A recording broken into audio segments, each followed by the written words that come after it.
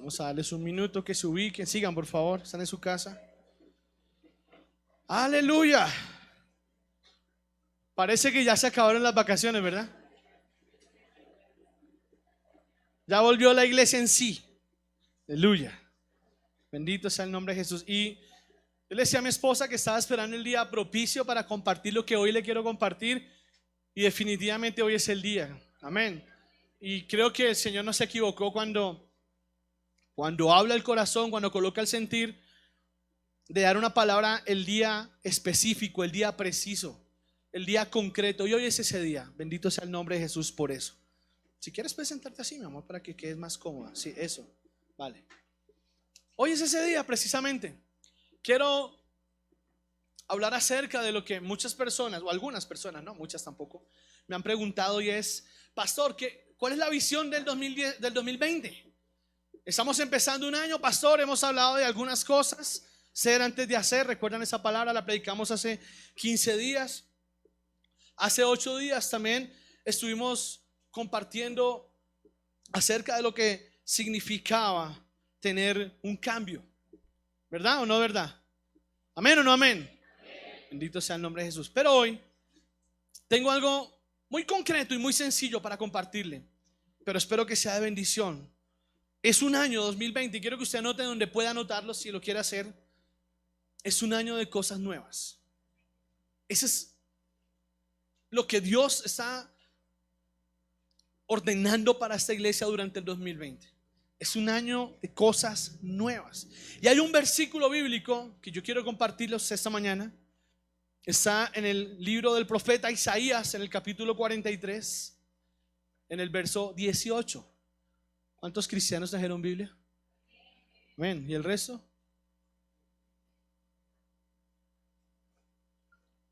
Si uno va a jugar fútbol, ¿qué lleva?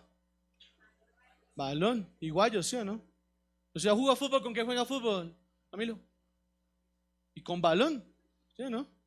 Si uno va a la iglesia, ¿qué trae? Biblia. Amén. O algunos lo trajeron obligado. Colócalo en traducción lenguaje actual. Yo la pasé en traducción lenguaje actual. Traducción, ¿la tenemos en traducción lenguaje actual? No.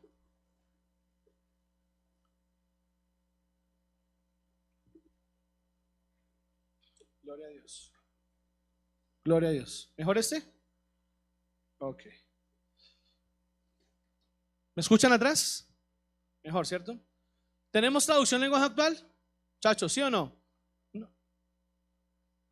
Dice la palabra, se la quiero ir leyendo. Vamos a leerla en esta versión, Reina Valera. Dice: no os acordéis de las cosas pasadas, ni traigas a memoria las cosas. Aleluya. Mire lo claro que es el Señor. Verso 19, si quiere léalo usted conmigo. He aquí, yo hago cosa nueva, pronto saldrá a la luz. ¿No la conoceréis?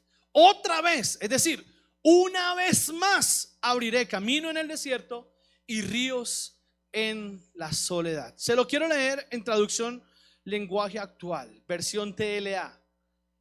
Y ahora Dios le dice al pueblo: no recuerden ni piensen más en las cosas del pasado. ¿Lo tiene conmigo ahí? El que tenga la traducción lenguaje actual dice: y ahora Dios le dice a su pueblo: no recuerden ni piensen más en las cosas del pasado. Yo voy a hacer algo nuevo y ya he empezado a hacerlo. Estoy abriendo un camino en el desierto y haré brotar ríos en tierra seca. Escúcheme, esa es una afirmación que Dios hace. El Señor no le está pidiendo permiso a nadie para hacerlo. No lo está consultando con nadie. El Señor está diciendo: yo voy a hacer algo nuevo. ¿Qué significa eso? Es y será. No hay por qué dudarlo. No hay por qué pensar que no va a ser así. El Señor manifiesta de forma categórica: voy a hacer algo nuevo. Pero sobre todo dice, revuélvelo al versículo 18, por favor. Dice: no recuerden ni piensen más en las cosas del pasado. Escúcheme esto es una afirmación que cambia un panorama, que cambia un entorno y que cambia todo un porvenir. Cambia tres cosas: un panorama, un entorno y un porvenir.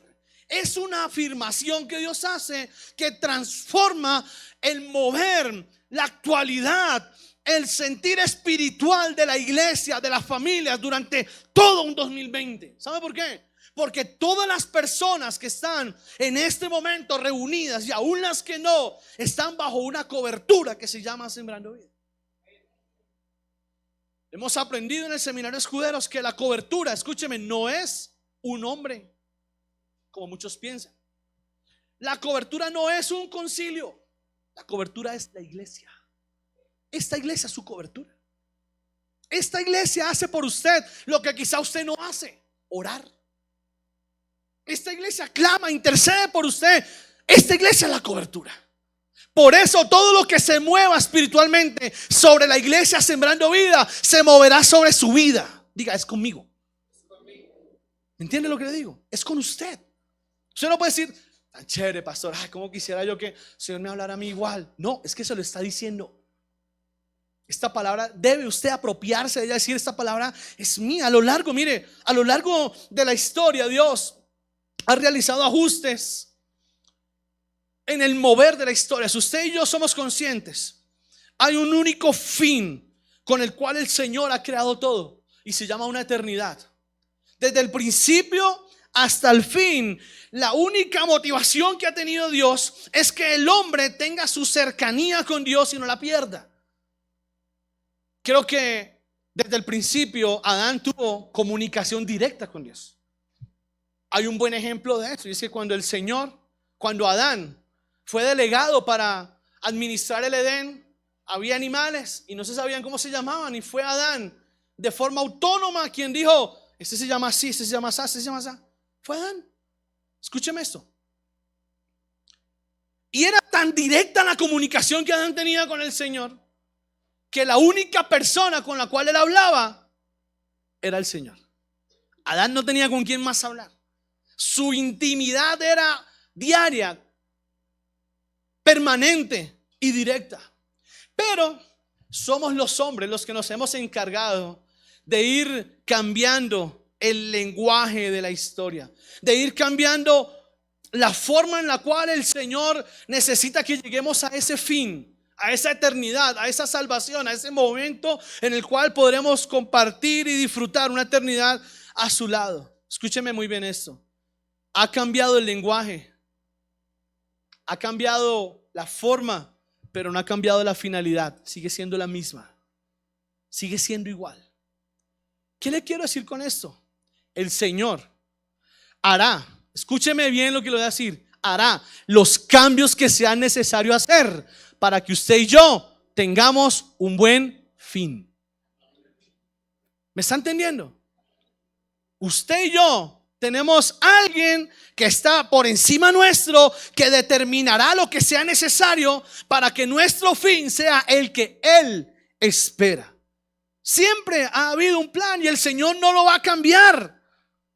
Por eso, cuando vemos una palabra como esta, el Señor les deja de claro al pueblo, y ya le voy a hablar del porqué de este versículo, porque quise hacer un contexto histórico y se lo voy a narrar, acerca de por qué el Señor habla tan claro en ese Isaías 43, 18 y 19. Hay una parte de la historia.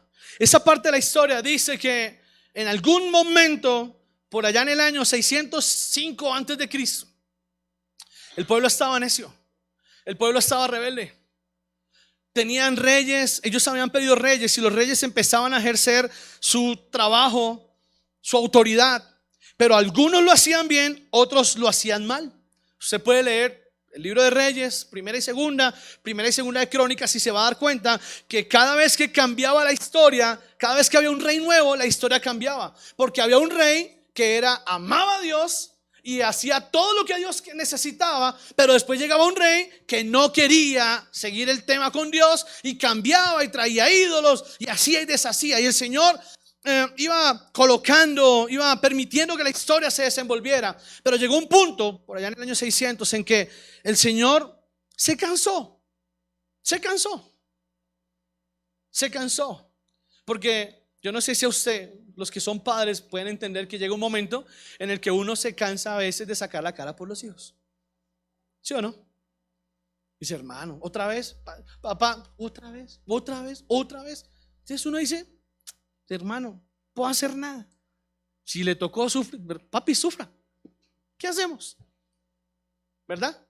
Porque hay momentos en los cuales se reitera tanto, es tan reiterativo el error que uno dice, oye, no puedo hacer más.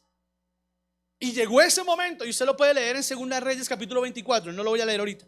Cuando usted lee 2 Reyes capítulo 24, usted se da cuenta que el Señor en ese punto de la historia había dicho, oiga, ya no más, ya me cansé. Vamos a leerlo, mejor leámoslo para que entre en contexto. 2 Reyes capítulo 24, léalo conmigo. Y el Señor definitivamente soltó al pueblo un poquito, le dijo, no, mira, no voy a defender más, quiero que pase lo que tenga que pasar. Tiene conmigo capítulo 24, verso 1, 2 de Reyes, por favor. Dice la palabra, a partir del versículo 1, en su tiempo subió en campaña Nabucodonosor, rey de Babilonia. Joacim vino a ser su siervo por 3 años, pero luego volvió y se rebeló contra él. Mire lo que dice el verso 2. Pero Jehová envió contra Joacim tropas de caldeos, tropas de sirios, tropas de moabitas, tropas de amonitas, los cuales envió contra ¿quién? Contra Judá. Judá junto a Jerusalén eran las 2 ciudades que el Señor guardaba. Eran los ojos de Dios.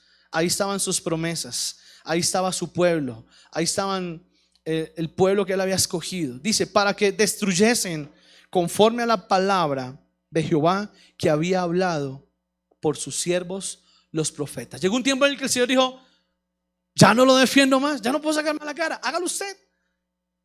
Y dejó que la historia pasara. Y en ese momento todo el pueblo de Israel, en los siguientes 10 o 15 años, fueron siendo llevados cautivos. Vino Nabucodonosor en el 605, volvió Nabucodonosor en el 601, volvió Nabucodonosor con su ejército en el 597 y volvió Nabucodonosor en el 586.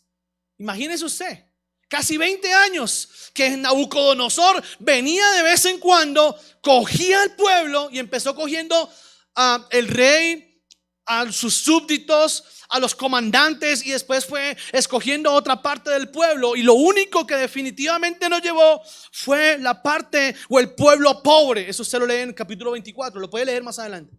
Pero fueron 20 años en que el Señor estuvo esperando que la gente recapacitara, que alguien se levantara, que alguien entendiera que las cosas no estaban funcionando bien, que necesitaban un cambio, y nadie lo entendió. Pasaron desde el 605, amados, hasta el 586, y usted en la historia no se da cuenta que alguien diga, oiga, eso está mal, hagamos algo. Nadie lo dijo. Y Nabucodonosor, dice la palabra 24, 25, que terminó destruyendo completamente Jerusalén. Todo el pueblo cautivo, todo el pueblo ahora era esclavo de los babilonios y algunos de los egipcios. Eso cuenta la historia. Pero llega un punto en el cual el Señor determina que las cosas, escúcheme, el decaimiento del hombre no es repentino. Escúcheme muy bien eso. Algunas personas piensan que es cuestión de mala suerte, cuestión de un mal momento, de una mala pasada. Pero cuando usted lee la palabra y quizás recapacita conmigo en lo que le estoy diciendo, el decaimiento del hombre se da por etapas. Va paso a paso, va cayendo lentamente. En el caso de Israel tuvo 20 años, y en 20 años el pueblo fue completamente destruido. Mire, esta esclavitud no fue así de repente, surgió por etapas, y ya le narré las etapas. El pueblo, escúcheme bien, Israel, dividida entre Jerusalén y Judá, estaba nuevamente, escúcheme muy bien, nuevamente repitiendo la historia que habían vivido cientos de años atrás, cuando el pueblo había estado esclavo en Egipto. Igual. La misma historia.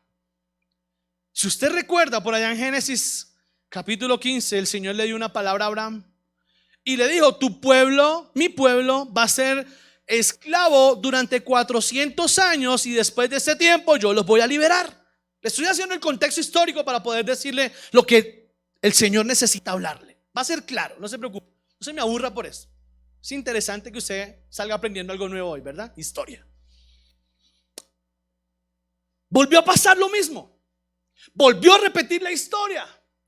En ese tiempo, escúcheme, mire cómo las cosas pasan y no aprendemos o no entendemos. En ese tiempo, José, el hijo menor de Jacob, fue segundo del faraón en Egipto, ¿verdad? ¿Estamos o no estamos? Ahí está. Luego José trajo a Jacob, trajo a su resto de hermanos y toda la familia feliz en Egipto, viviendo de lo que el Señor estaba proveyendo aún en Egipto. Pero lo que no entendió el pueblo es que tenía que haber un momento en el cual había que salir, y ellos se acomodaron. Se quedaron ahí. Se acomodaron tanto que dice la palabra que murió José, murió el faraón y toda aquella generación, y llegó un momento en el cual nadie sabía quién era José, ni nadie sabía quién fue el faraón que permitió que Israel estuviera. Todo va cambiando, amados. Escúcheme, todo cambia. Todo necesita un cambio. Todo necesita ser renovado. Y así pasó. Y los que estaban en esa nueva generación se dieron cuenta que los de Israel eran más grandes, más fuertes, y decidieron esclavizarlos. Ya el pueblo sabía por historia, por familia, que era vivir siendo esclavos. E irónicamente volvieron a repetir la historia.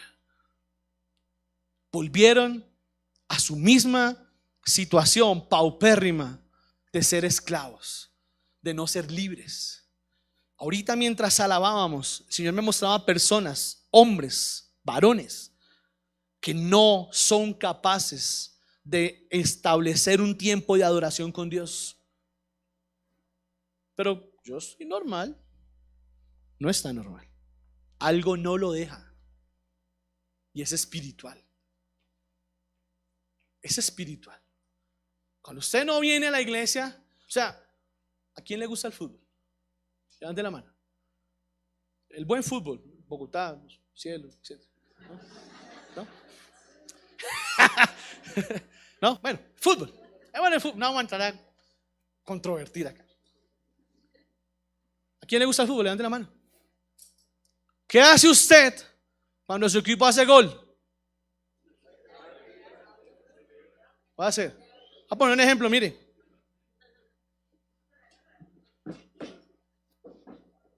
Está sentado, ¿no? Los que van a, los ricos que van a occidental.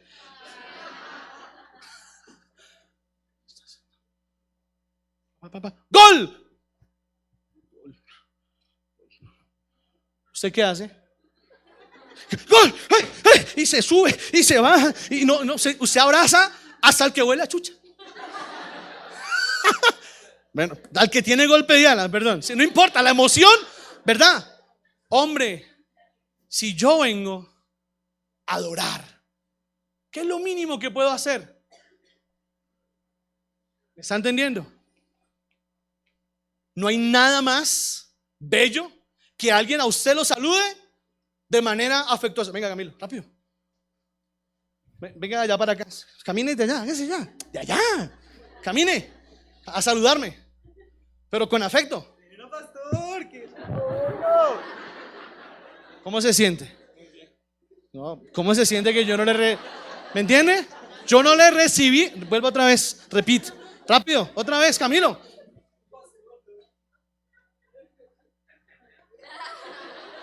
¿Me estoy haciendo entender? Pero ¿qué diferencia? Vuelvo otra vez, rápido, rápido. Camilo, otra vez, así. ¡Uy, pa! ¿Me estoy haciendo entender? ¿Se nota la diferencia? Así recibe usted al Señor el día que viene y se aplace.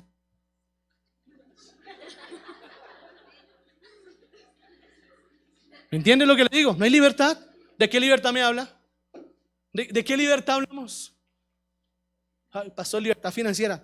Hermano, eso es paja. Eso es otra vuelta. Ya estamos hablando de poder entrar y recibir al Señor y decirle: Señor, aquí estoy pendiente, te recibo, Señor, te anhelo. ¡Ay, qué rico! No, no la hay. Volviendo al tema, un poco cerramos la ventana. ¿Sabe que el problema no era realmente la esclavitud?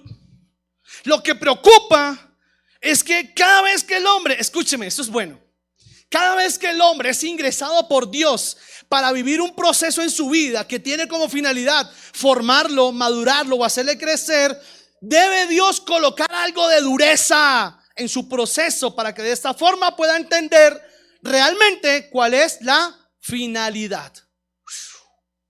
Wow. Escuche bien eso. Cada vez que Dios propicia que una persona entre en un proceso con Dios, a veces, no siempre, es necesario que Dios ponga algo de dureza, firmeza. Y lo repetimos 2 veces cuando vemos a Israel con Egipto. ¿Me entiende? ¿Y cómo estaba el faraón? ¿Cómo estaba? Con el corazón endurecido. Y dice la palabra que doblaba el trabajo y les ponía más trabajo y más castigo cada vez que venía Moisés a hablar por ellos. Imagínense cómo querían a Moisés. ¿Entiende? Eso es como cuando uno manda a un amigo y le dice: va a llegar mi mamá si me deja salir. Y la mamá feliz dice: venga, hablamos. A mí no me manda a decir las cosas con nadie, yo necesito mensajeros. ¿Sí o no? Igual uno dice: te sientes bien sapo, mano, para allá, ¿no? Igual, bravos. Y el Señor tuvo que empezar a apretar la cuerda así, cha, cha. Y lo mismo pasó en este tiempo. El Señor tuvo que empezar a apretar las tuercas del pueblo. Y el pueblo fue esclavizado. El pueblo era el sirviente de un poco de ricos que eran en Babilonia, pecadores, banales, vulgares, lidivinosos, perversos, porque Babilonia era la cuna de toda idolatría y de toda perversión. Y los judíos, los israelitas, tenían que aguantarse que sus jefes tuvieran sexo desordenado en sus casas e ir a servirles, e ir a limpiarles la mugrera y la porquería de todos los babilonios. Y el Señor estaba en silencio, esperando que el pueblo reaccionara, hasta que llegó un día. Y mire, le quiero decir algo antes de decir lo que pasó ese día. A veces pensamos que es malo cuando Dios nos aprieta. A veces pensamos que es malo cuando el Señor nos jala la cuerda un poquito. Ayer aprendí algo, que cuando usted quiere dominar un caballo, usted tiene que jalar, ¿cómo se llama eso? El cabestrillo, duro. ¿La qué? Sí, pero eso es lo que se llama en la boca. El freno, sí, pa, duro. Y cuando usted jala el caballo, el freno duro, la boquita del caballo se rompe. Escúcheme, se rompe. Y el caballo entiende quién tiene la autoridad. Eso aprendí ayer. Uy, es duro, ¿cierto? Pero a veces el Señor lo hace con nosotros. ¡Pah! Señor, quieto. No, sí, Señor, sí, Señor. ¡Pah! Quieto. Y uno como que: Señor, pero no seas tan duro, Señor. Y el Señor pone situaciones tan difíciles que a veces no entendemos el por qué, pero son necesarias para que el Señor nos forme, nos madure y nos haga entender cuál realmente es la convicción del proceso. El proverbista en varios pasajes dice: la vara y la corrección dan sabiduría, pero el muchacho consentido avergonzará a su madre. Le voy a decir más: el siervo no se corrige con palabras, porque entiende, mas no hace caso. Voy a decirle otra: el que escatima la vara, escúcheme bien, el que escatima la vara odia a su hijo, mas el que lo ama lo disciplina con diligencia. Proverbios 13:24, versión Dios habla hoy. la disciplina sí es necesaria. Y sin disciplina el pueblo no hubiese entendido que necesitaba hacer un cambio. Amados, si usted y yo hemos pasado situaciones difíciles en el 2020 porque no era mi actitud, porque no era mi forma de actuar, porque no era mi forma de comportarme, porque no era mi forma de vivir, porque no era mi forma de administrar, estaba mal. Y yo traigo esa misma basura para repetirla durante un 2020. Hermano, tengo que ser muy necio.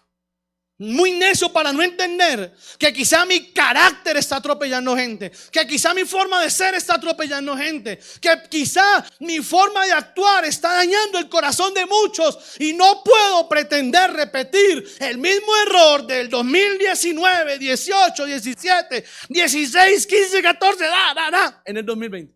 Tiene que haber un cambio. Tiene que haber algo que sea un antes y un después. Eso es 2020, amado. Eso significa el cero, volver a comenzar, volver a empezar, volver a escribir, volver a armar el plan. Pero no podemos pretender seguir con las mismas actitudes, con la misma forma, con la misma manera, repetir una historia en un 2020. Es erróneo, excepto si su experiencia fue más que exitosa en el 2020. En el 2019. Repítala, no hay problema. Cuando Israel entra a Egipto, lo hace por voluntad. Acuérdese siempre de eso. Pero cuando sale, es porque Dios decide sacarle. Escúcheme. Dios decidió sacar al pueblo de Egipto, aunque el pueblo haya entrado voluntariamente. El pueblo no quiso hacer caso con el Señor, y el Señor vino y trae al profeta Isaías. Y cuando usted lee el libro de Isaías, a partir del capítulo 40, el Señor empieza a escribir a través del profeta el principio del fin de esa cautividad. Estábamos ya en el año 536 o 37 antes de Cristo.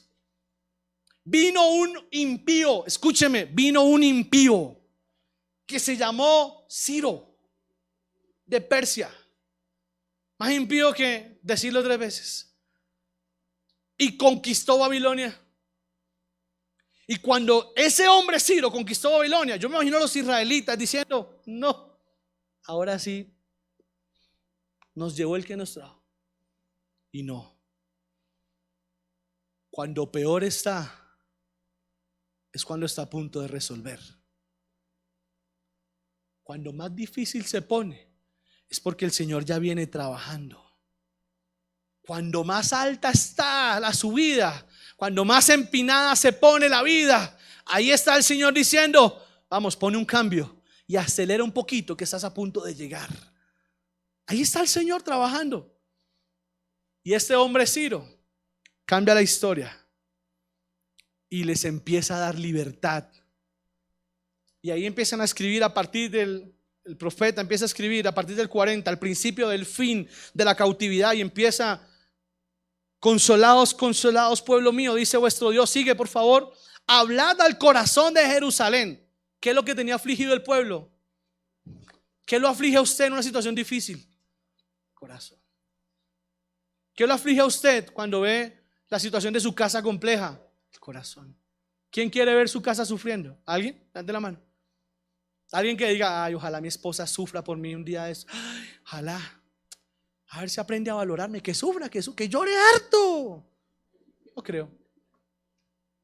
¿Verdad que no? Y los que fuimos desgraciados en algún momento e hicimos sufrir, sabemos lo que eso significa. ¿Verdad o no verdad? Y el Señor le dice: habla el corazón de Jerusalén.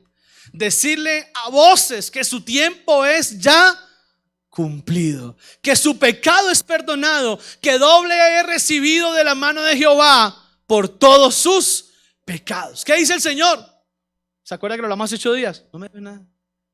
Tú y yo estamos a paz. Empieza a mirar hacia adelante y deja de mirar para atrás. Pero ahí surge un problema. Escúcheme, ahí va. Ahora esta sí es la prédica. Cuando Dios decide sacarles, sea cual sea la razón, existe un problema. Un problema serio.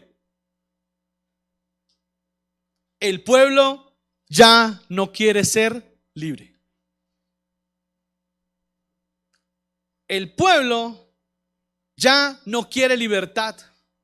Acuérdense lo que pasaba en Israel en tiempo de Moisés. ¿Qué le decían los israelitas que estaban en Egipto? Déjenos acá. No, ojalá nos hubiéramos muerto en Egipto mejor allá. Allá sí teníamos comida, allá éramos esclavos, pero vivíamos bien. ¿Para qué nos sacó? Ya la gente no quería. Cuando hay necesidad de un cambio, hay algo que se llama resistencia al cambio. Cuando Dios decide, ¡pam!, cambiar la historia, la gente empieza a chocarse. A la gente no le gustan los cambios. Si Dios hoy dijera a ti que eres novio y novia, ¿cuántos novios hay acá? No, así. William, ella no es. Señor, pero yo la amo. Sí, pero no es. ¿Cómo así? Cambio. ¿Me entiende? Si Dios te dice a ti, sal ya. Oh, pero yo no me quiero ir, es que yo amo esa casa. Salga ya. Cambio. Si Dios te dice, necesito un poco más de esfuerzo de ti. Si Dios te dice, necesito que hagas una cosa a la otra. La gente empieza a entrar en un choque, entrar en algo que se llama reticencia al cambio. La reticencia es empezar a resistirme porque los cambios no me gustan, porque es que yo no sé, yo prefiero lo malo que tengo ahorita que lo bueno que está por venir. Y eso pasa mucho en los hogares, en las empresas, en la vida personal. Cuando las personas a veces prefieren quedarse en el mismo puesto porque lo tienen asegurado antes de querer buscar algo mejor. Es que me da miedo. ¿Y qué tal no me vaya bien? Y empiezan con ese escepticismo. Ese era el problema que tenía el pueblo. El Señor dijo, listo, ya fue, todo quedó sano, ya. ¿Aprendieron la lección? Sí, Señor, nos vamos. Y la gente no quería. Y la gente vivía pegada porque ya, mire, había personas que habían nacido en Babilonia en medio del cautiverio. Lo único que conocían era ser esclavos. No conocían más. Habían nacido en esos 50 años que estuvieron esclavos, desde el 586 hasta el 537 o 36. Nació una generación completa que nació sabiendo solamente lo que era ser esclavo. No sabían lo que era ser libres. Y cuando el Señor les dice, nos vamos, muchos decían, pues a mí sí me han hablado de algún tiempo que eran libres, pero yo no quiero. No, yo prefiero quedarme acá. No, déjeme quieto, sí, no importa. Pero lo maltratan, no importa. Pero es que le pagan poquito, no importa. Pero es que ese no es el lugar, no importa. Pero Dios tiene algo mejor, no importa. Yo me quedo acá. Y hay una resistencia. Hay una resistencia. Dios puede decirle a alguien, mira, deja tu trabajo, quiero hacerte independiente, quiero darte algo mejor. No, eso de pagar nóminas, eso de pagar arriendos, eso de pagar impuestos. No. Y la gente se echa para atrás porque hay una reticencia, una resistencia al cambio. Esto sí es un problema. Porque ¿cómo podemos explicar que Dios quiere darnos más, pero somos nosotros los que no queremos recibir? ¿Me entiende? Es Dios queriendo ensancharnos y nosotros queriendo quedarnos pequeños. Es Dios queriendo restaurar y nosotros acostumbrados a vivir maltratados. Aleluya. Es Dios queriendo darte un buen trabajo, pero nosotros acostumbrados a vivir con limosnas. Es Dios queriendo hacer de ti una princesa y una doncella de Él, pero eres tú acostumbrada a vivir de las migajas del que dice que te ama. ¿Cuántos dicen amén? Eso es lo que pasa hoy. El pueblo está reticente. Si yo le digo, oiga, mire, Dios va a prosperar este año. Pues no, pues chévere. No, pues ojalá. Pero si me prospera, ¿me toca más diezmo? Mentira, era un chiste. Es por molestar. En psicología, quise ir un poquitico más allá. Psicología, ese concepto de resistencia al cambio se refiere a las personas, escúchenme bien esto, voy terminando, a las personas que experimentan algo que se llama una angustia emocional provocada por una expectativa de cambio o por una perspectiva de transformación que se está produciendo o que se va a producir. Cuando las cosas se salen de tu control, cuando tú tienes todo dominado y de pronto se te sale algo de las manos, algo que tú no esperas, algo que pero ¿cómo así? Dios está tomando el control. Cuando empiezan a haber cambios intempestivos, repentinos, Dios está obrando. Y ahí empezamos todos a rayarnos el coco diciendo, pero ¿por qué no? Pero es que, ay, no. Y Dios dice, sí. Si el pueblo no es llevado esclavo, el pueblo después de salir no aprende lo que es vivir en libertad. Escuche eso. A veces Dios tiene que decirnos qué es lo que, y hacernos vivir lo que no queremos para poder anhelar lo que antes no valorábamos. ¿Me entiende? Ya el pecado había sido perdonado, ya sus consecuencias habían sido pagas, pero las personas no aceptaban que había un tiempo de cambio. Un tiempo de cambio. Hay variables, escúcheme muy bien lo que le voy a decir. Hay razones por las cuales el ser humano no gusta de cambios en su vida, y cambios muchas veces necesarios. Hay personas, y esta palabra, mire, estoy seguro, esta palabra tiene todo de profético, porque Dios está hablando profundamente al corazón de muchas personas. Quiero que escuchen lo que les voy a decir. Primero, porque hay temor a lo desconocido o a lo que está por venir. Ese temor es la incertidumbre de qué va a pasar si. ¿Qué va a pasar si? ¿Y qué va a pasar si el matrimonio se acaba? ¿Y qué va a pasar si la empresa se acaba? ¿O qué va a pasar si Dios decide hacer tu economía diferente? ¿Qué va a pasar? ¿Y qué va a pasar si la empresa donde trabajas, tan grande y tan exitosa, entra en reestructuración y echan a todo el mundo? ¿Qué va a pasar? ¿Me entiende? ¿Qué va a pasar si esa persona que tú amas con el corazón y que das la vida por esa persona, él o ella, Dios decide, como lo hizo con el faraón, endurecerle el corazón y probar tu fidelidad? ¿Qué haces? Uy, qué miedo. Ay, no, pastor, no diga eso. Eche esas palabras por tierra, pastor. Ay, anule eso, pastor. ¿Sabe? Dios lo hace el día que quiera. Porque nosotros acostumbramos a hacer de las personas que amamos ídolos. Y es triste. Primero, hay miedo, hay temor a lo porvenir. Segundo, las personas a veces todos tenemos el temor a sentirnos incapaces de manejar lo que viene. Pero ¿y cómo? ¿Yo cómo voy a hacer? Ay, ¿cómo va a hacer eso? ¿Cómo es el Señor? ¿Usted se imagina el pueblo de Israel diciendo, oiga, ya no tiene que pedir permiso para ir al baño? ¿Usted ha visto una película que se llama Sueños de Libertad? Que hay un señor que dura 50 años preso, y cuando le dan libertad condicional, y va a trabajar en un supermercado y le dice, jefe, ¿puedo ir al baño? Vaya. Y a la segunda vez, jefe, ¿puedo ir al baño? Vaya. A la tercera, jefe, hermano, no me pida permiso, vaya al baño, usted ya tiene 75 años. Era su mentalidad. Su mentalidad era que él a las 6 tenía que estar en la celda, y él a las 6, si no estaba en su habitación durmiendo, entraba en un choque emocional. Se sentía temeroso en la calle, porque se sentía más seguro estando en la cárcel. Eso es lo que pasa con el pueblo. Hay personas que tienen miedo a la situación que viene. Y si mi hijo se va, ay, ¿qué tal se case y aparezca otra que se lo lleve? Gloria a Dios. Le queda más plática a usted, amada, para que la disfrute. ¿Sí o no? Eso pasa. Hay reticencia al cambio. No nos gustan las cosas. Escúcheme, voy más profundo. Hay un apego a los hábitos. y hay hábitos que son nocivos y son dañinos. Hay apego a los hábitos. Hay apego a los hábitos. Y los hábitos se vuelven dañinos.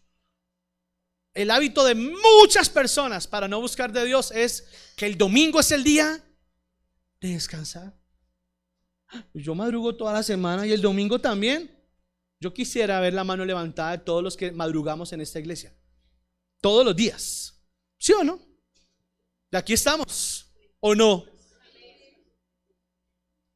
Unos más que otros, supongo yo. Pero la gran mayoría aquí madrugamos a trabajar con mucho esfuerzo. Y aquí estamos, viviendo un proceso, viviendo la expectativa de lo que está por venir. Pero muchos allá afuera están con costumbres, temas nocivos, dañinos. Es que el domingo, es que, y la casa vuelta a nada, la economía vuelta a nada. Ellos quizá pensando matarse, pero es que el domingo es el día de descansar. Hay que dormir, hay que, hombre, cosas que son nocivas, cosas que son dañinas. Mire, ¿por qué la gente a veces tiene reticencia al cambio? Hay un agotamiento, hay una saturación. Y escúcheme por qué, lo quise anotar, se lo voy a leer y perdóneme si lo leo. En muchos casos, la resistencia al cambio está provocada porque se sobrepasó precisamente el nivel de tolerancia al cambio. Esa persona ha sufrido tantos cambios en la vida que un cambio más dice, no, ya. Me ha tocado arriba, me ha tocado abajo, me ha tocado en la mitad, arriba me cogen, me suben, me van, ay no, ya no quiero más. Venga, pero este va a ser diferente, prefiero quedarme donde estoy. Como cuando alguien dice, mi amor, vea, mire, se lo juro, nunca más. Uy, no, déjeme donde estoy. Reticencia al cambio.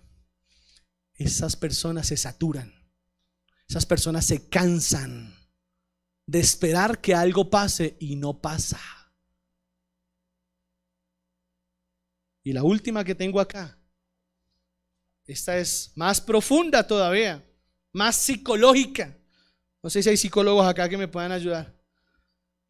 Existe algo que se llama disonancia cognitiva. Uy, pastor, hay que estudiar, hermano.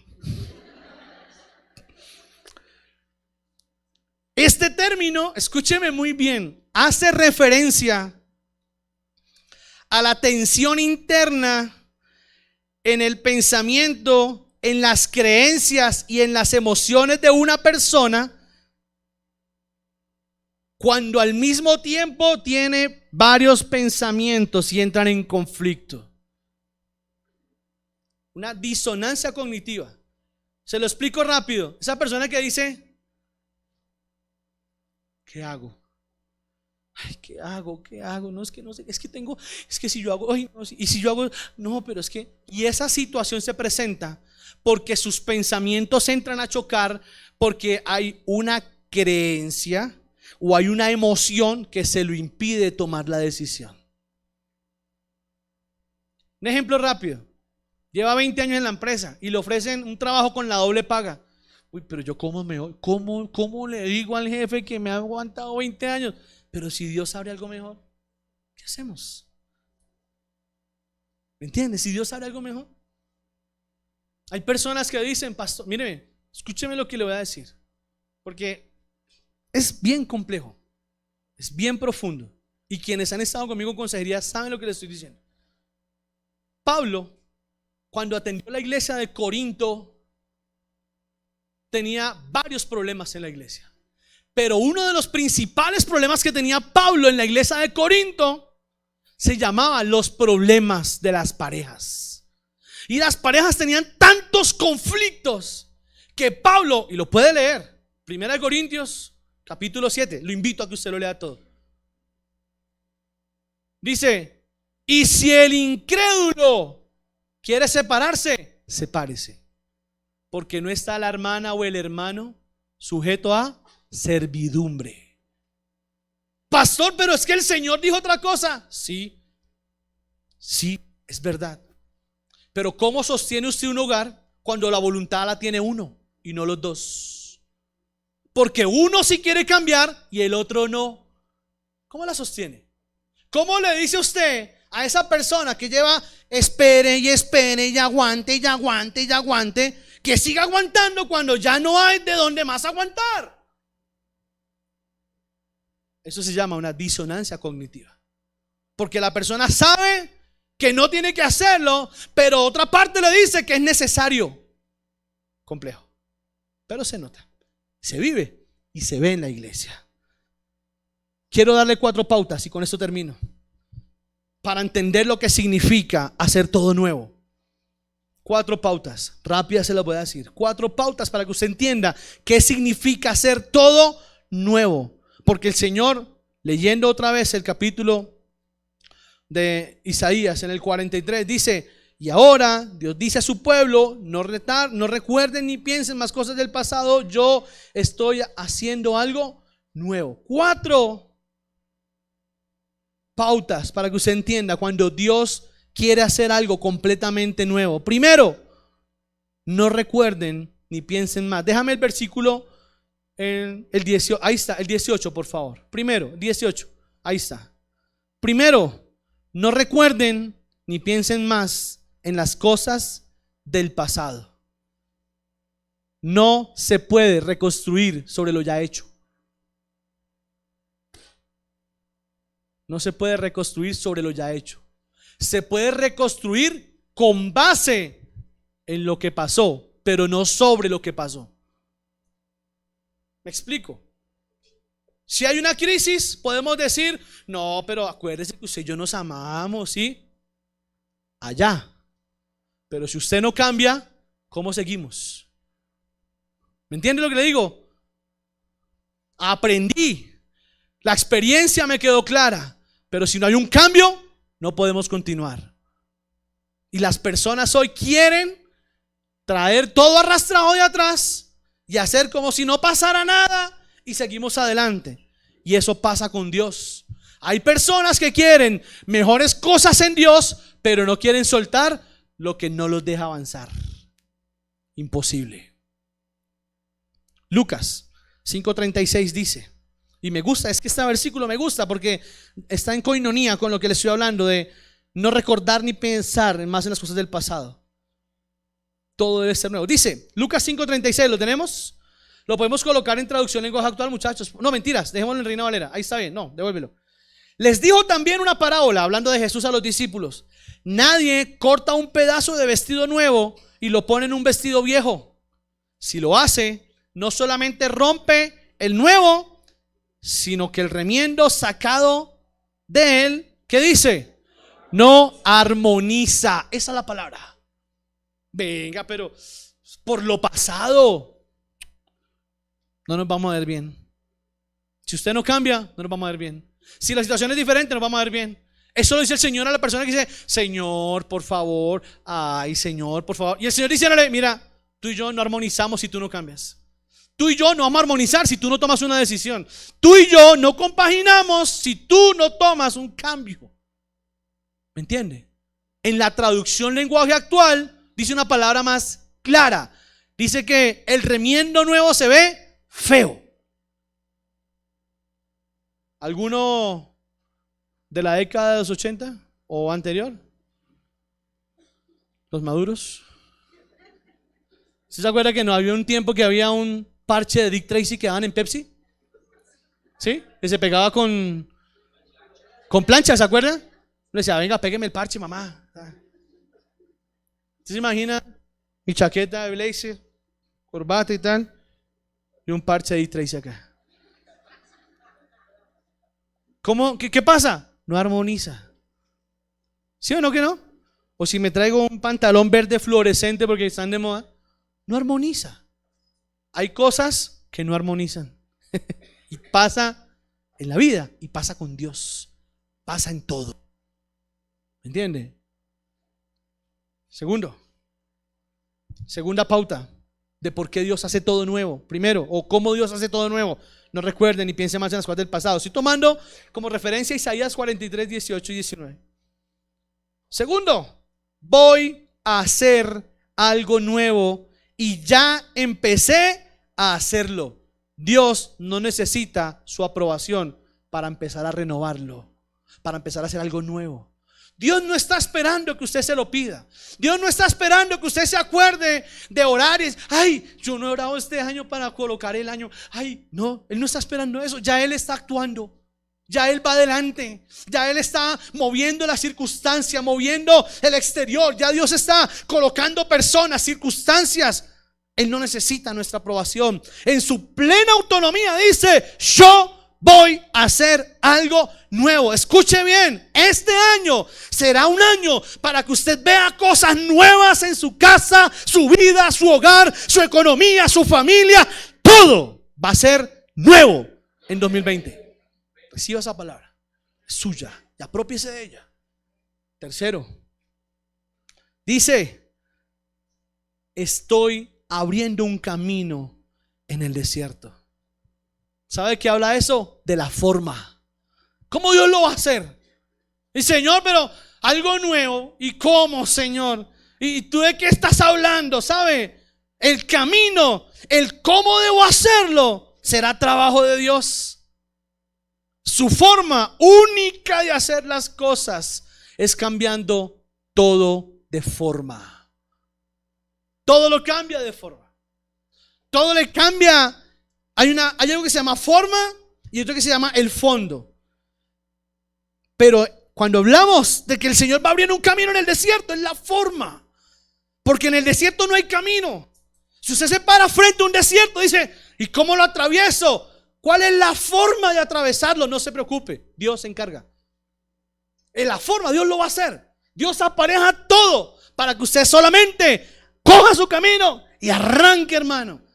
Porque lo que espera en este nuevo año son cosas bellas para Sembrando Vida.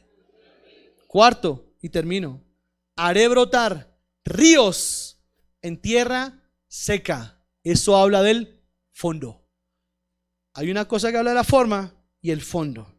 ¿Qué habla del fondo? Habla de la profundidad de lo que Dios va a hacer. El fondo me refiero a que cuando uno dice: no, mire, es que una cosa es la forma, entonces el fondo para hacer las cosas. El fondo, es decir,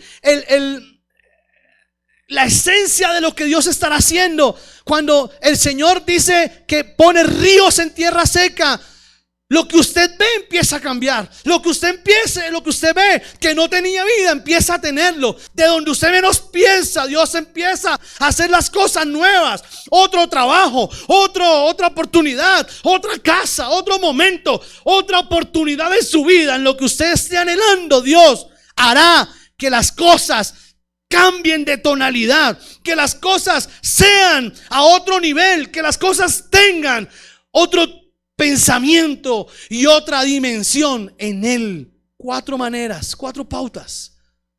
No pensando en el pasado, no queriendo colocar remiendos, dejando que en su autonomía Él haga lo que quiera hacer. No se resista a lo que Dios vaya a hacer. No se resista.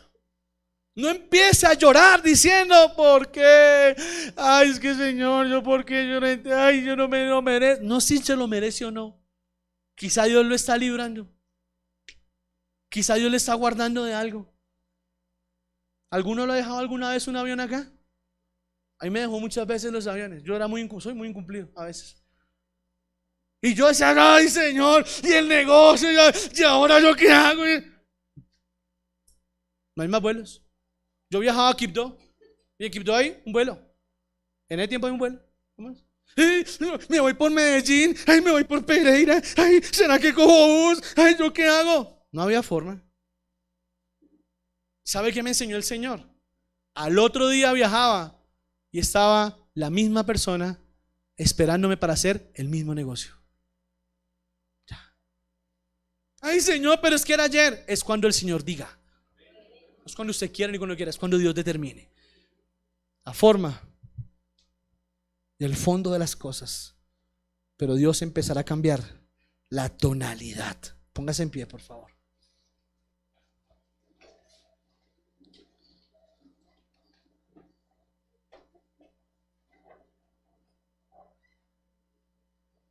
Cuando escribí la palabra, algo que me dejó muy sorprendido fue el agotamiento que muchos tienen después de muchas expectativas de cambio.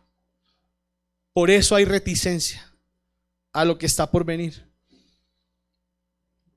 muchas expectativas, muchas promesas, muchas cosas que yo llevo tiempo esperando, pero no cambia. Hay un agotamiento y hay una saturación.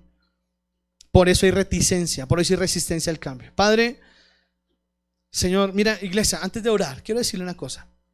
Quiero que me mire con lo que le voy a decir. Hemos orado. Escúcheme con lo que le voy a decir. Hemos orado, y yo creo que es necesario que usted lo sepa, para que Dios este año duplique, triplique, cuadruplique o quintuplique los empresarios de la iglesia. Escuche eso. Estamos orando para que Dios a usted le bendiga y le prospere. Esa es nuestra oración. Solo quiero pedirle un favor. Cuando Dios lo haga, no se olvide de esta palabra. Y no se olvide que hay una fuente a través de la cual fluye la bendición. Usted se puede ir a la iglesia que quiera, vaya. No hay ningún problema. Yo hablo por lo que conozco. Y en esta casa hay una promesa. Es en esta casa. Ay, pastor, todas las iglesias son iguales. Sí, pero su esencia no.